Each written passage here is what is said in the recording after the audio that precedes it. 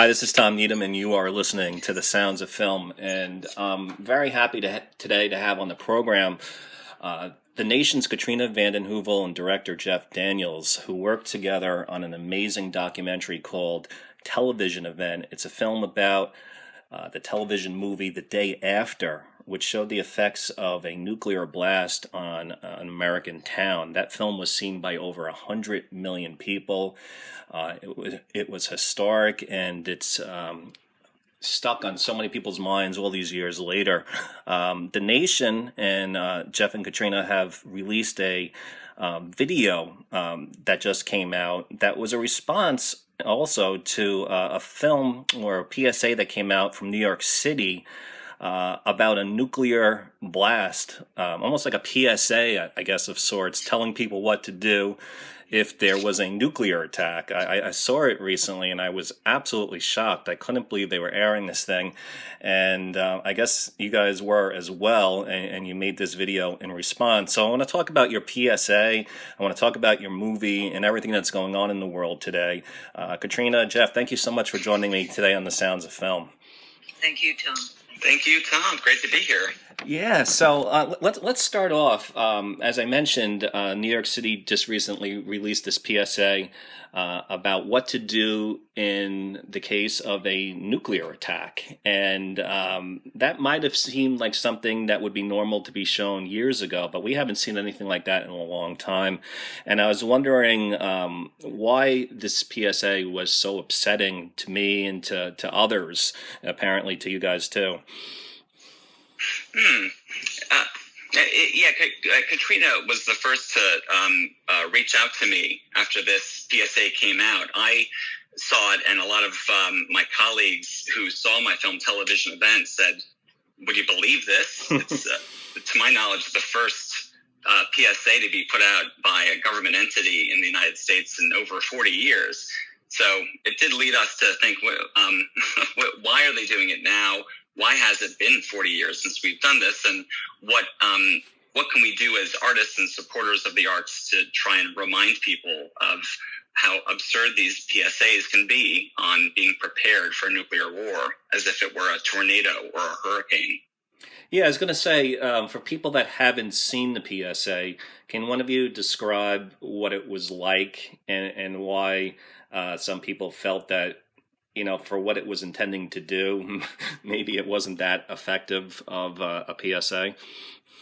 Well, I saw it, and I thought it was satire. Yeah.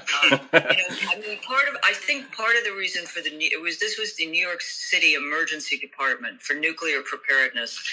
And I think, first of all, I reached out to Jeff because his documentary is just brilliant. Yeah. And I thought, rather than a lot of words, the best way to kind of offer something real and just note the lunacy of this PSA was to have someone like Jeff do a counter PSA. But, the risk of nuclear war is now at its highest level, I would say, since 60 years ago. By the way, it's the anniversary of the Cuban Missile Crisis in mid-October. And I think that, this is a horrific time in terms of the spread of nuclear weapons. But at the same time, if there's any silver lining, it's that, people are beginning to focus a little. There's, obviously been a lot of denial. How does one live with these nuclear weapons? So I just felt the reason the city department may have done this was because I remember during 9/11, they did comparable.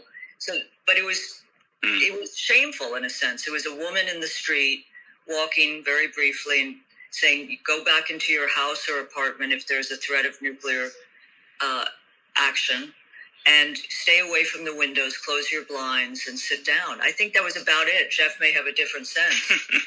And so, not for 40 years have we seen what were even, kind of satirical, the duck and cover. But as Jeff's brilliant use of old documentary footage shows, at least, they suggested water.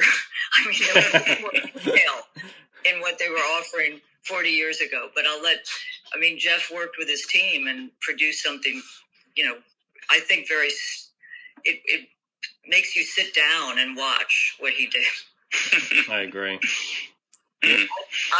My mother was a friend of Terry Southern, Dr. Strangelove Terry Southern, and at some point a few years ago before he passed, he said, reality has outpaced satire. And it's harder to work, but it's very real that there is this, risk that has emerged again. And, well, I definitely want to get to that a little bit later in our discussion about the current risk.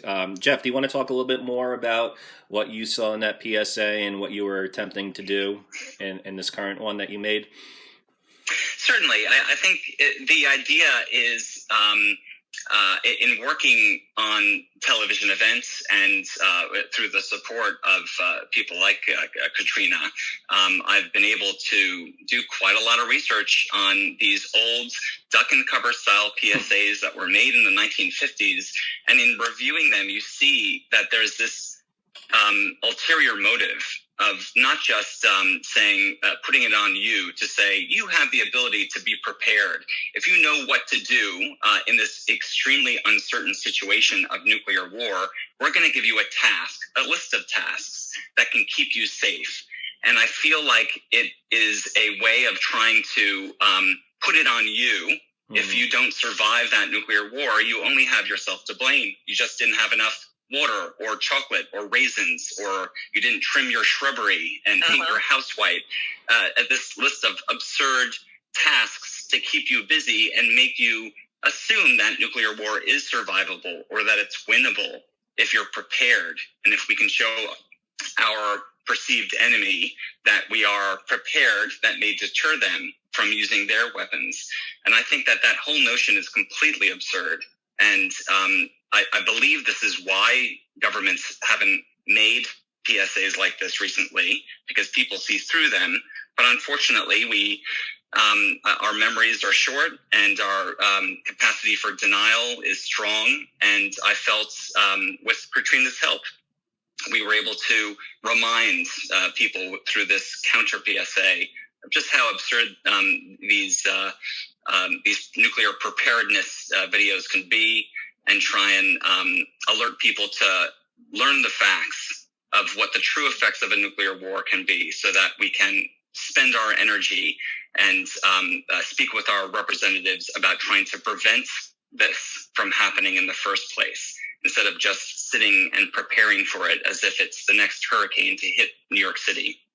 What's striking is that the footage Jeff uses in the last part of the PSA, this is not suppressed footage. This is footage that is available and can be seen, and quickly exposes the horrors. But I'm thinking about, you also needed to be upscale, it seemed to me, 50 years ago, right? To build your bunker in your home. And you have the couple literally designing the bunker or the room that they will go to as they sit at their kitchen table. And not to jump ahead, but in the TV event, you can see how powerful those messages remained when in Lawrence, Kansas, the town that was hit, family took to the bunker, which they had prepared. Yeah. And but I think the ability at the end of the counter PSA to just say for more facts, I think is very important, because it's hard, but people can click on and find more. And I think that's so important to offer people that information, which is not. No, I'm sorry. No. Go ahead. No, I think the TV event, which I know we'll talk about, which I was, honored to support, is a memory and a kind of reminder that in June 12th, 40 years ago, 1982, 1 million people were in Central Park to, kind of protest, to seek an alternative to nuclear weapons. And I think that memory is, part of this story about the PSA too, to remind that there is, this is not a new risk. This has been with us since the founding of the atomic weaponry.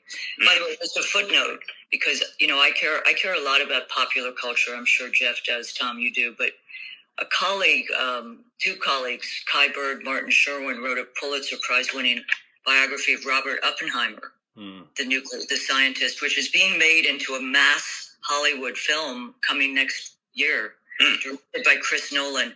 I say that because I think it's, these are TV events. There's nothing to rival 100 million people watching ABC Movie of the Week, but they still have an impact in leading people to think more about nuclear issues, nuclear risk.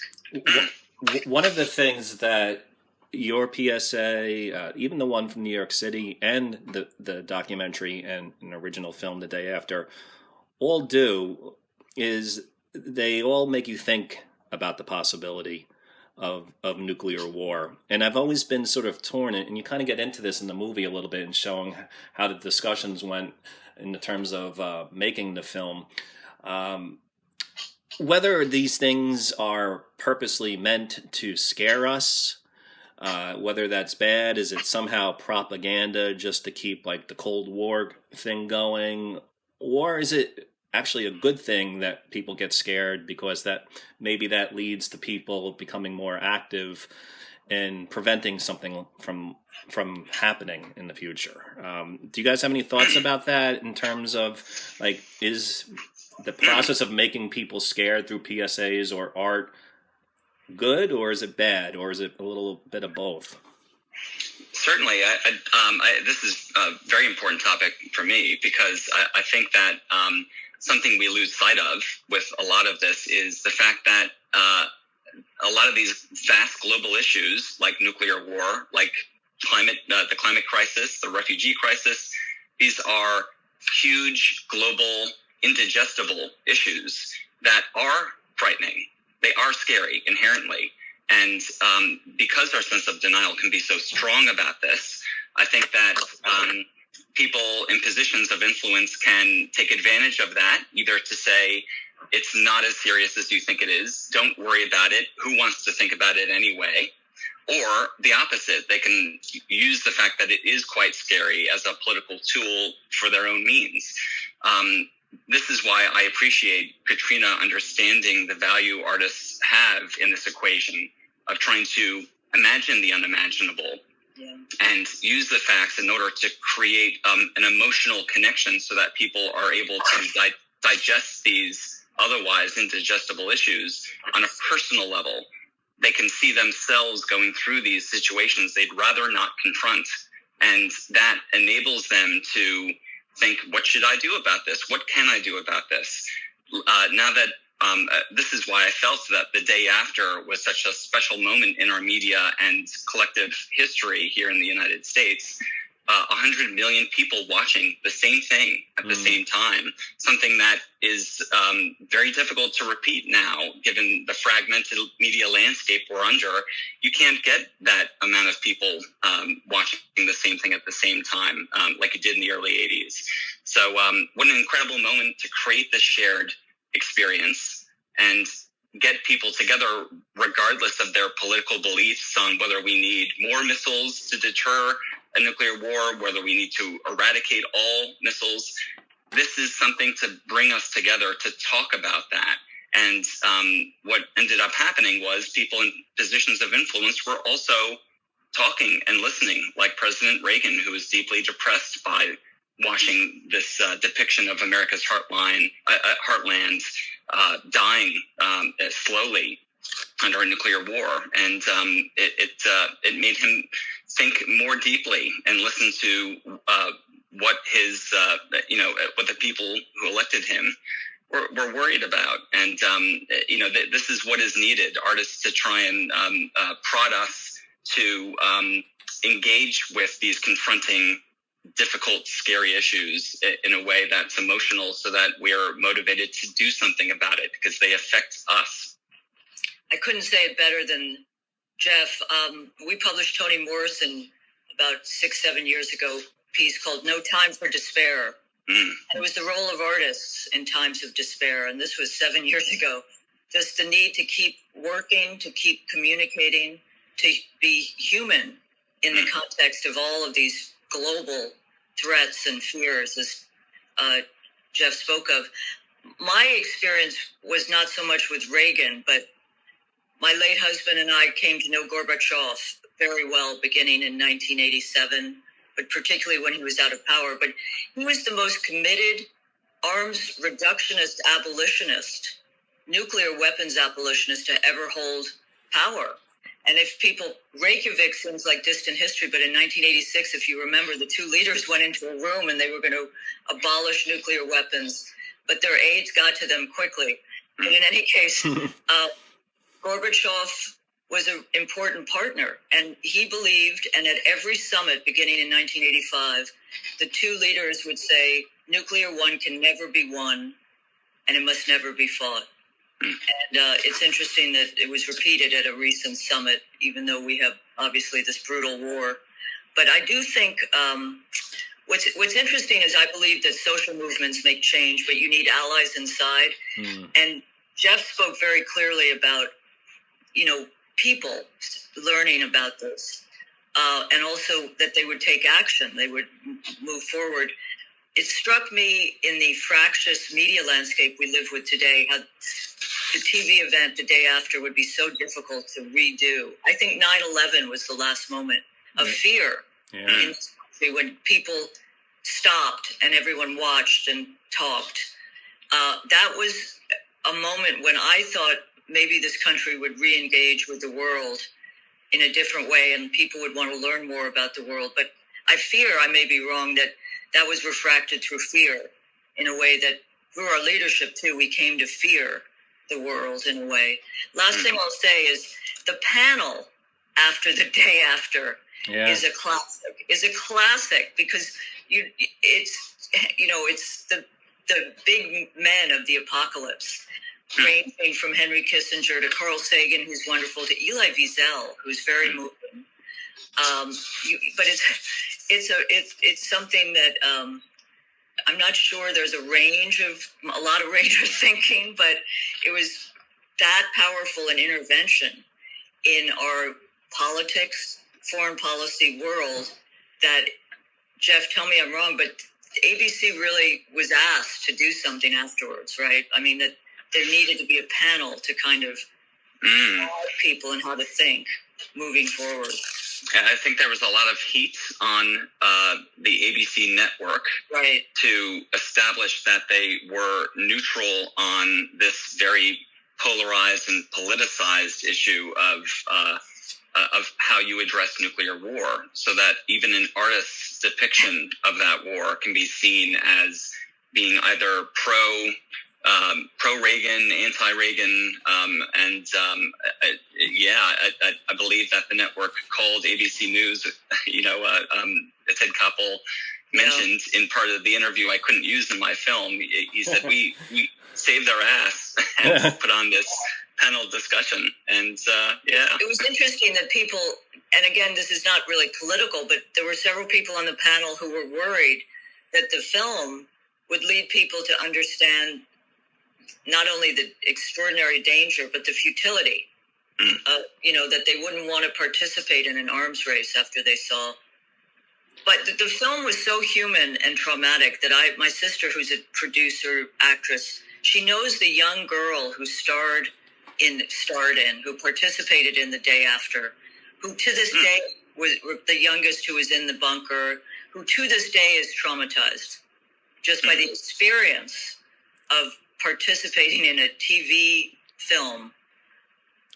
Katrina, it's interesting that you mentioned that panel, and in particular how there were some people on the panel who really did seem genuinely nervous that if people were too upset from this film, that it could lead to like Americans taking action and really demanding nuclear arms reductions, and some people were saying that this was a gift to Russia. Yeah, to the Soviet Union, Can you explain what people who hold that position think exactly? And it makes me wonder, like, are there issues today where it's a similar thing, like that certain things need to be kept from the public because if they know, they're going to demand that we do something differently?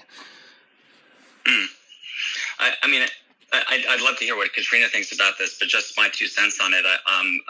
As an artist, you're always confronting people who are afraid to think of, who are afraid to add the emotional element into the equation of considering vast global issues. And I think that that's denying your own humanity. And I think it can be destructive seeing an emotional understanding of these issues as weakness. And it is the hope that artistic depictions of some of these very confronting issues allow people to confront what an emotional understanding really means, so that they're not afraid to feel that and to be human, as they also consider the military angle, the strategic political angle, geopolitics. An emotional part is quite essential, so that we don't see each other as numbers, or see nuclear war as something we can actually prepare for, as if it were a hurricane. No, I think that's absolutely right. And I think too often some of the men on that stage at the panel, not Elie Wiesel, but, I'm just thinking they don't bring people into the equation. It's very difficult, it seems to me today, to deny the humanity of the tragedy when you have millions of displaced people, and you look at the wars we fought. And I think what Jeff says can lead you to take many different stances. My view is that war should be the last resort, and that we should find ways to achieve real security at a time of pandemics, of global economic crisis, climate crisis, in different ways. I fear that the spine of our economy and our engagement with the world right now is hyper-militarized. I don't want to get too serious, but there is a military-industrial complex, and there are a lot of investments made. But to go back to the film, it's important to remember that the film came out a year after, I think, Jeff, 1 million people in Central Park. So that was a context in which you could hear people on that stage after the film anxious that their kind of monopoly on thinking about nuclear weapons and how they bring security, which was how they were sold, deterrence, was possibly breaking down. And I think there was anxiety in the kind of establishment, which my concern about the establishment is that if too many people are thinking alike, no one is thinking.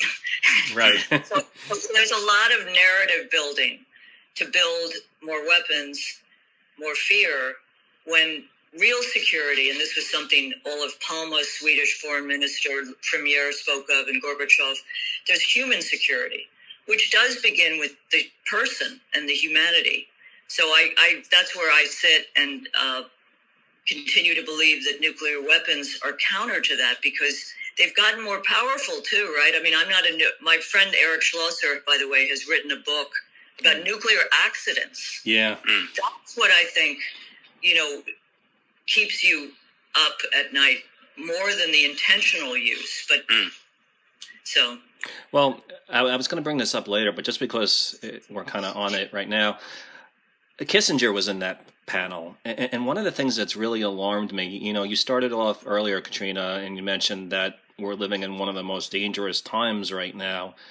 And yet it seems like we're living like in bizarro world, because like from the left, there's been very little resistance to, or questioning of the war. And the few people that have, like a Tulsi Gabbard, gets shot down immediately and attacked. But Kissinger, as you probably know, recently came out and started questioning what we were doing in Ukraine and how there's no real good end to it. And then most recently, I'm not a fan of Thomas Friedman, but he came out and was questioning what Nancy Pelosi was doing over in Taiwan. And I don't know what the right or wrong thing to do in these situations are, but I have vertigo when Henry Kissinger begins to sound a little without the value base of Noam Chomsky. Exactly. What's going on now? Henry Kissinger, we won't talk about Chile or Timor, is a realist. Thomas Friedman is a realist. You can be a progressive realist, you can be a Metternickian realist, but I think they see how dangerous. Now, they're speaking from an establishment perspective. And so I think it's a moment where our politics toward the world, specifically Russia and now China, are scrambled and militarized. The national security strategy of the United States designs Russia and China as our adversaries, as hostile powers. No one wants to, especially after this war launched, you don't want to play footsie. You want to be tough, but there are, there's a cooperation to avoid nuclear war. There's a cooperation to avoid global hunger. And in that, I think we've lost some of our way. And I hate to use the T word, but Trump scrambled so much too. So that the opposition to Trump, anything Trump said, which he later scrambled terribly about, like trying to end endless war, was kind of maligned because he said it. Yeah. So it seems like people just take the opposite Well, view. you know what? There is prior to the Russian war, there are four kind of establishment leaders who came out for nuclear abolition a few years ago. One of them was Kissinger. And I think George Shultz, a general, Saakashvili, and one other person. So there is an interesting new framing. And they do it for different reasons, in a sense, because they feel that the United States is most powerful in conventional weapons. So there's a value base there, which I don't agree with. Yeah. Well, let's get back to the film for a little bit. How did the two of you come together to make this movie in the first place? What's the story? Well, there's a small group called Impact Partners, which makes social justice. It makes very high quality, wonderful documentaries. And I learned about Jeff's project, and I was terribly excited because I've thought long and hard about not only the impact of the day after, but just the way Jeff was framing it. So I will, but that's where I said I really want to support this because it's something I've thought long and hard about, and I was excited by it. And now and Jeff can tell you, COVID played as it has with so many films, it slowed it down. Yeah, it's unfortunate, as a similar story for a lot of independent filmmakers whose films were due for release in 2020.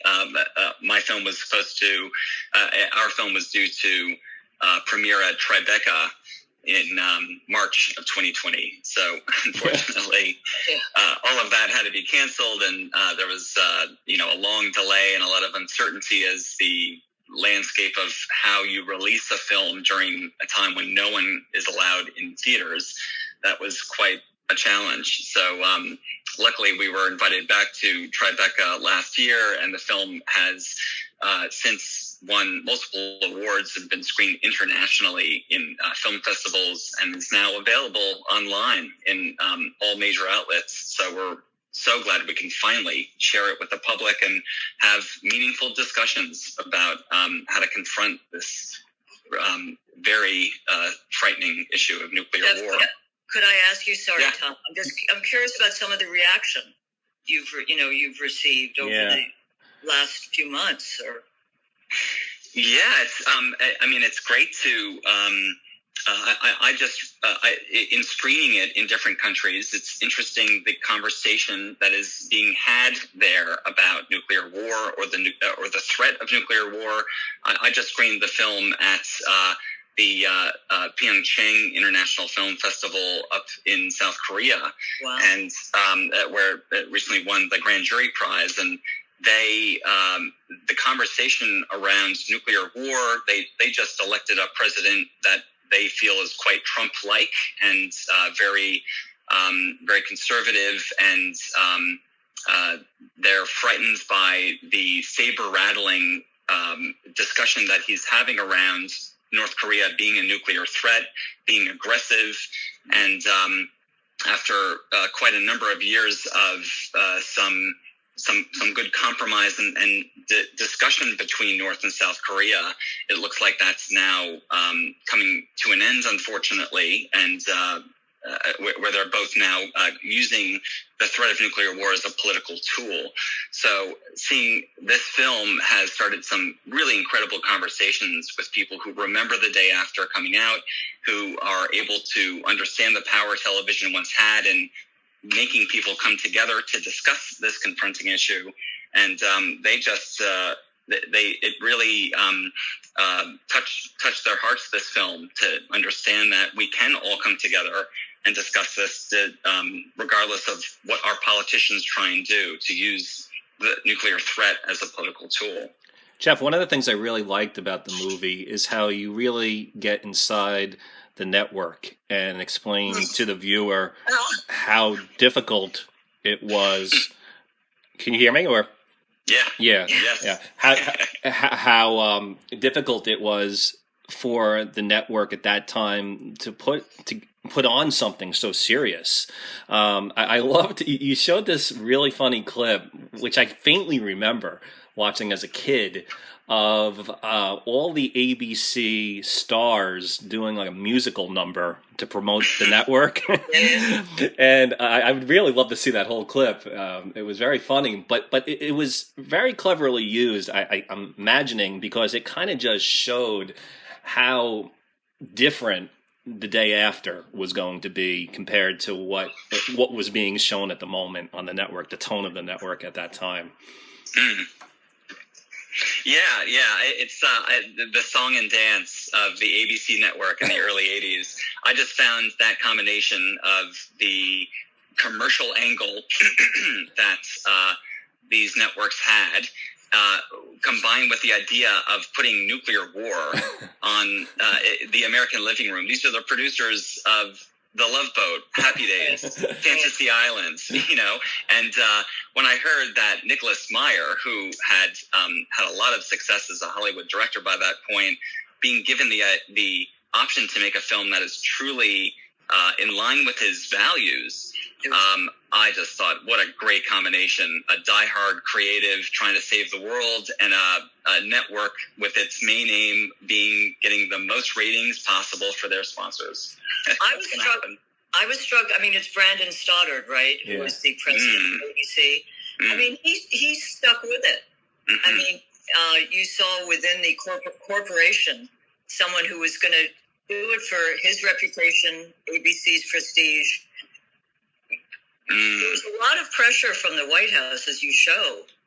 I mean, Ken Edelman was tasked, I think, to be the advisor to the day after. But you realize, I can't think of a film as raw that has shown at 3 hours and things have changed so much, right? Netflix and all of that.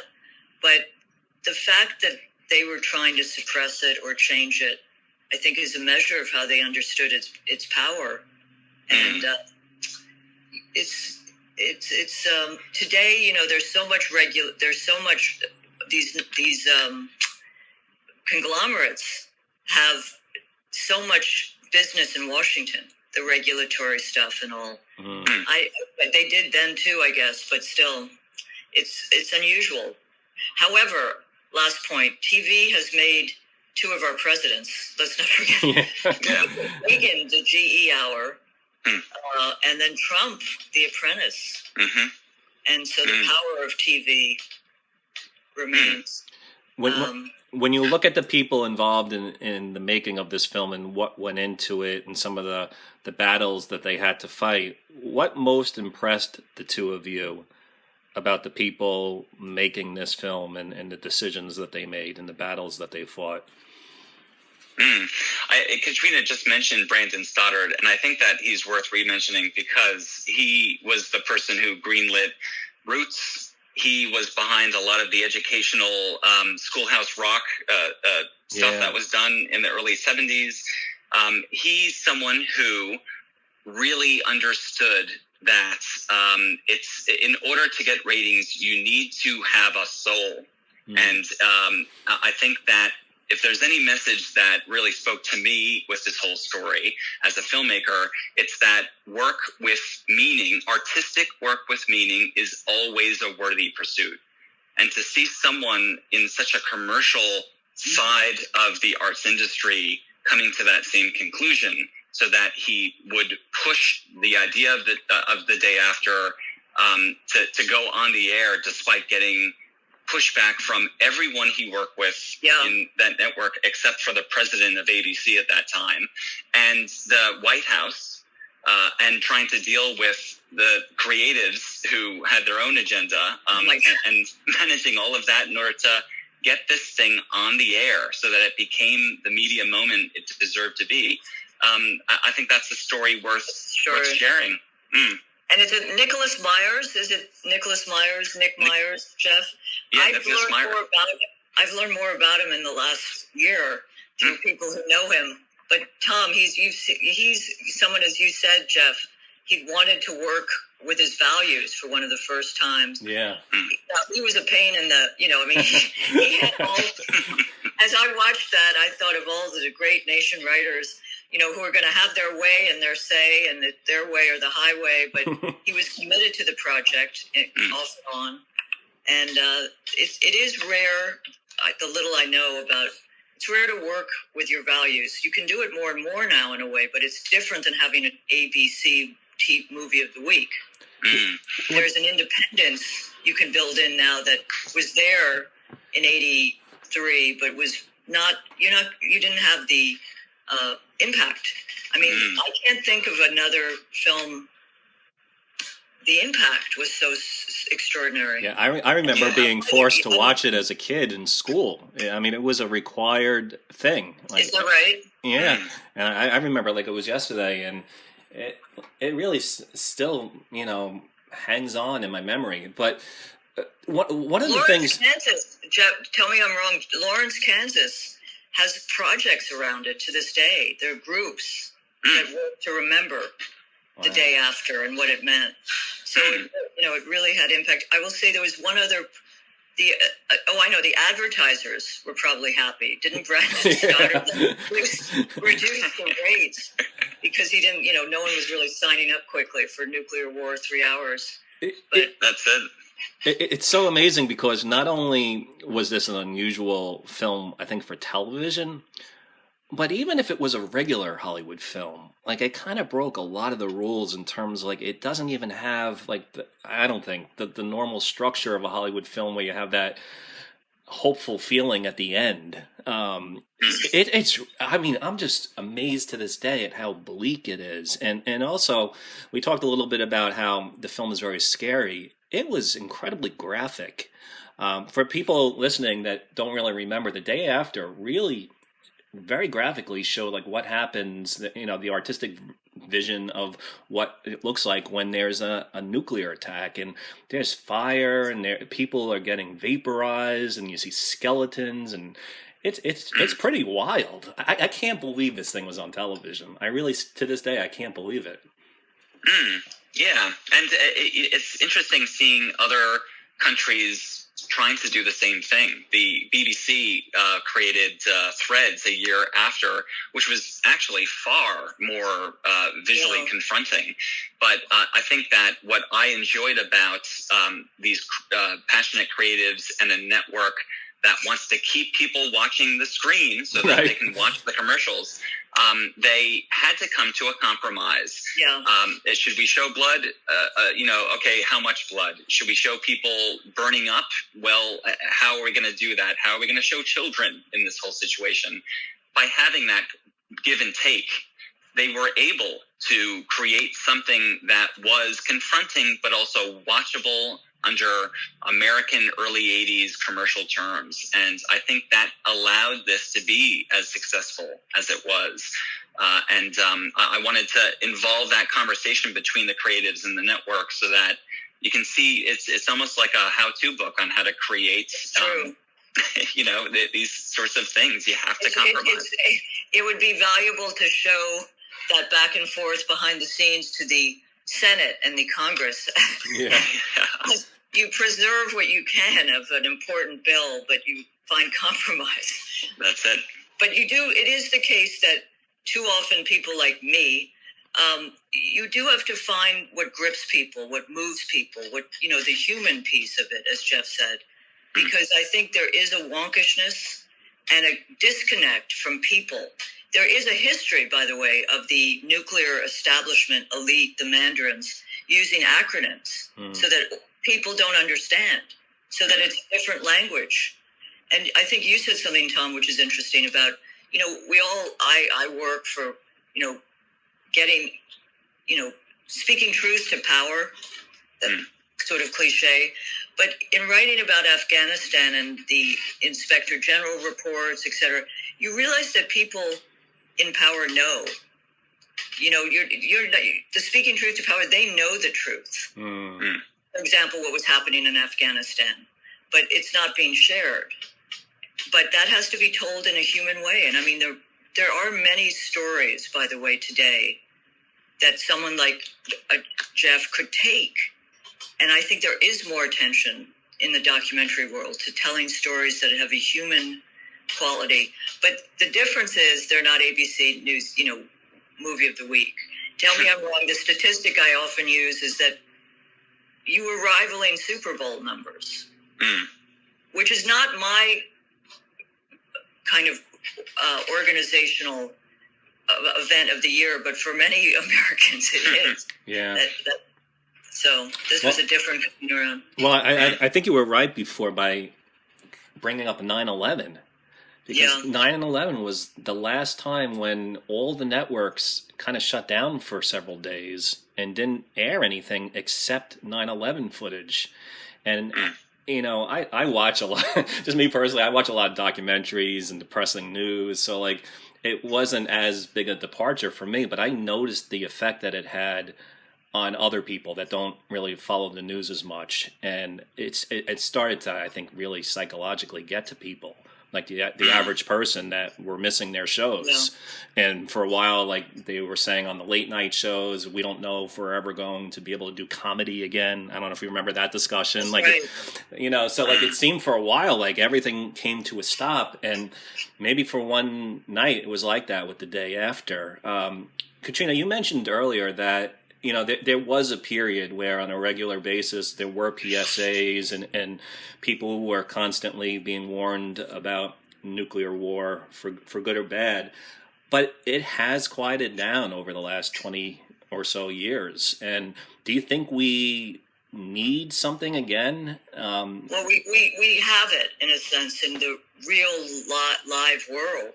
Yeah. I think people have woken up, seen that the danger of this war in Ukraine is, of course, there's the barbarism, but the longer the war goes on, you have a nuclear armed power. So the danger of accidents, so that's a real life. I do think that with the end of the Cold, I don't believe the Cold War has ended. I mean, I was there in Malta when the two leaders declared, Bush and Gorbachev, the Cold War was over. With the fall of the Berlin Wall and the liquidation, the end of the Soviet Union, there was a view that the nuclear threat had receded. In fact, it was greater because as states collapse. So I think we are in a real life session now.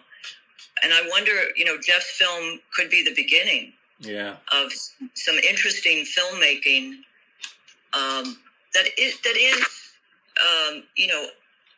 that would change, that have impact, as I think Jeff's film will and does have as it travels around. But as I said, there's a recent poll, 9 out of 10 Americans are concerned about, now it's not to be, I say with humility, it's, not up there with inflation or jobs, but there is concern and anxiety about nuclear weapons. Yeah, and it is important to channel that so that it's not just lost fear. Or building more. The build more mentality is what, people credit Reagan with what he did some important things in the nuclear area, but he also presided over a buildup. And this idea of military buildup is the way to go is a danger. You're right, Jeff. Katrina, you go on TV shows and you're interviewed a lot. I hear from other people that you're just not allowed to be anti-war at this point. Is there any truth to that? Do you find? As I said earlier, when people, when people are thinking alike, there's not a lot of thinking going on. I do think that it's very hard to go on even the cable shows, forget like ABC This Week, and talk about why war should be the very, very last resort, why war is wasteful in so many ways. Peace, it's interesting. Peace is a subversive word. It's an important word, and it should be treated with more respect in the idea of it. But often it's, engagement diplomacy is a code word for people who don't want to say peace. But there's no question that our media system is tight in around one narrative, and it's very tough to break out. There are more venues now. Jeff knows this. There are more venues. They will not have the same impact as ABC Movie of the Week, but there is an ability to speak out and speak your views that didn't exist 25, 30 years ago. And having these artistic representations of confronting issues we'd rather not think about allows us to engage with the reality of them, so that as we are engaged politically, we're able to use that understanding as part of the equation in how we vote and who we listen to and how we express ourselves. And it's absolutely necessary during times like this when these thoughts can be politicized and easily manipulated, or we can be reassured that with a certain task list of a checklist of things to do, we will be okay through all of this. I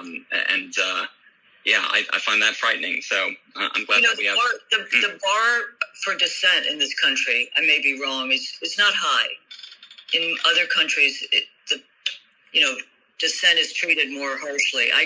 I'm not speaking about all communities because I do think there's a lot of suppression and but it's the ability to speak your mind and to speak about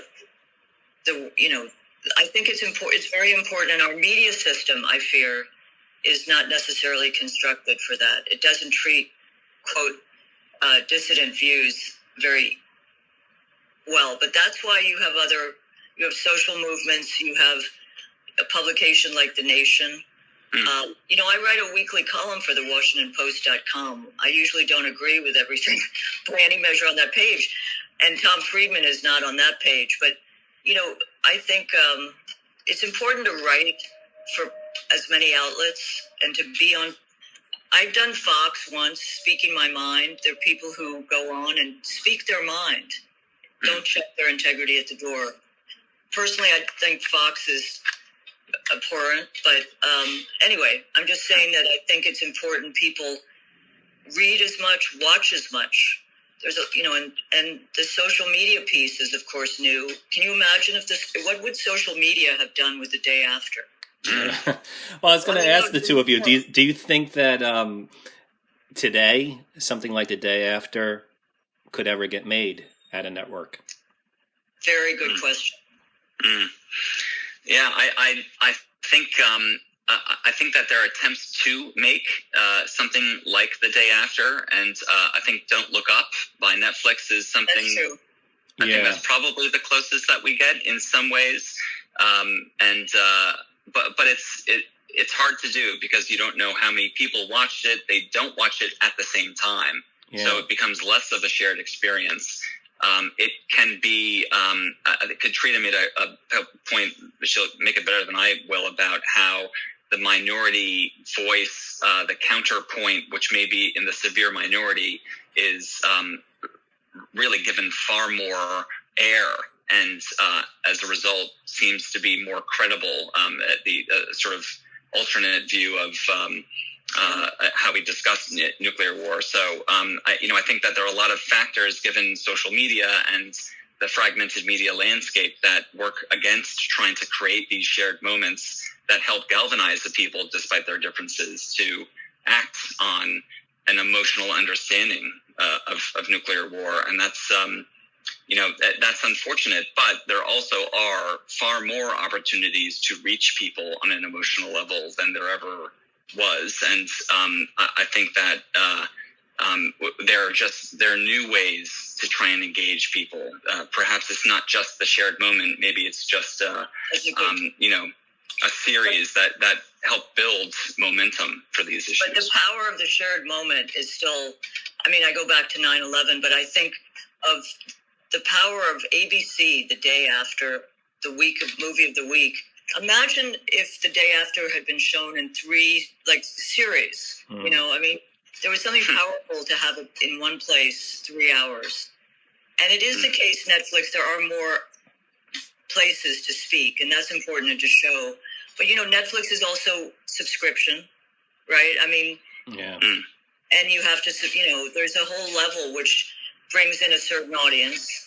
And I think the power of ABC is also you're reaching people around the country that just had TV, didn't need cable, didn't need subscription. But it's really, I think, a very good question as to the different forms today, as you said. There are other ways of forming a shared community, but it's harder because there is, as I said, this fractiousness, this balkanization, and I think that sadly works well to polarize people and to segment people, to nicheify people when there are, you know, moments when people could come together and if there was more conversation as opposed to screenification, you might find some mutual interests that belie the polarization model that we are so used to these days. I realize we don't have too much more time. Katrina, I'm very curious. You mentioned before we live in very dangerous times. Things really seem to be heating up all over the place. Do you have any sense of where things are going right now in terms of Russia and China, America, and is there a real nuclear threat in your opinion? I think there is the danger of the war continuing to escalate. There's a danger of accident. Yeah. And the danger in the South Sea, you know, the Straits, you just have a lot of carriers, including the Ronald Reagan carrier. I don't know what's going to happen. I can tell you, by the way, I think Jimmy Carter was probably he's the best living ex-president, but someone who is a mediator at the Carter Center has a very important piece today. I forget where, about just finding a way to come to a ceasefire and, you know, make sure that the Ukraine is safe, secure, free, sovereign. But the longer it goes on, they're talking now about $1 trillion to rebuild Ukraine. Yeah. You know what alarmed me? Did you take note of, like, when corporations like McDonald's and Starbucks, they just announced they're just leaving. Like, I was like, that has to be pretty serious if they would take that drastic action of, like, just, just deciding to leave. It is a conflict in Europe, not since World War II, but the sanctions regime is, sanctions are very tough because they're viewed quickly as an alternative to war, but often in places they become a kind of war, and they often affect ordinary people. So the corporations are responding to this all-out sanction. I think, you know, people often, there's a power to, right now, Ukraine and its nationalism, and I think it should be independent and free, obviously. But boy, it's going to be hard. You already have Afghanistan. Have you followed what's happening there? And the issue now is, and I'll stop, but all the weapons being sent into Ukraine. Right. Monitors say they know where 30% of them are going. Oh, man. So we look at the lessons of Afghanistan, of Libya, of Iraq. Anyway, it's a terrible. Yeah. It's a very difficult global moment, which is rebounding at home. And I think we would be wise, and I'll stop, this was part of the nuclear détente, to avoid triumphalism. No one really won the Cold War, which, you know, so. Yeah. Well, but I feel better about the world that the TV event is in it. People will see it, and for Jeff's work. Yeah. Jeff, you mentioned before that your film television event is streaming on a lot of services right now. Can you list some of the places that people can go to where they might be able to see this movie? Certainly. The first place I recommend you go to is televisionevent.com so that you can learn more about the true effects of nuclear war as we know it now. And you can connect with organizations that are doing quite a lot of work to help abolish nuclear weapons. And there's a link to my film, which is available on Amazon. It's available on Apple TV and on Google and Google Play and YouTube. All the major online carriers. It's available internationally. So I welcome you to watch it, to remember a time when the media allowed us to come together to confront these horrible issues of nuclear war, the reality, and to get better informed, because the threat is bigger than ever, and our lives depend on informing ourselves and acting on that knowledge. Well, that's great. I want to highly recommend to our listeners that everyone check out this documentary and try to get involved and share it. Tell your friends about it. Yeah. And I want to thank the two of you for reminding people about the day after and making an incredible new documentary. And also, people should check out the PSA, which, Katrina, I think... Is that The Nation? It's at thenation.com, yeah. So people should definitely check that out. And thank you so much, you two. This was. Thank you very much, Tom. I really appreciate it. And best of luck with the film and the PSA. Take it easy. Thank you. Bye-bye. Absolutely. Bye.